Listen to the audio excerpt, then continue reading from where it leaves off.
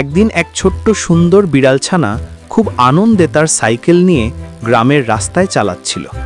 রোদ ঝলমলে দিন, চারপাশে ফুল আর প্রজাপতি। হঠাৎ এক দুষ্টু কালো বিড়াল এসে সেই সাইকেলটা ভেঙে দিল।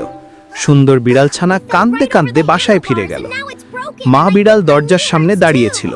সুন্দর বিড়ালছানা সব কথা খুলে বলল। মা ফোনে বাবাকে জানালো, আমাদের বাচ্চার সাইকেলটা ভেঙে গেছে।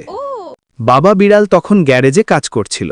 ফোন পেয়ে তাড়াতাড়ি মোটর সাইকেলে চেপে ছুটে গেল বাসার দিকে। বাড়ি ফিরে বাবা বিড়াল তরমুজ নিয়ে এক জাদুর মতো কাজ শুরু করলো।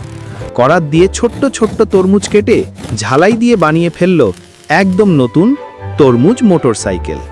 সুন্দর বিড়ালছানা সেই ছোট্ট মোটর সাইকেলে চড়ে হাসি মুখে রাস্তায় বেরিয়ে পড়ল। দুষ্টু কালো বিড়াল সেটা দেখে অবাক।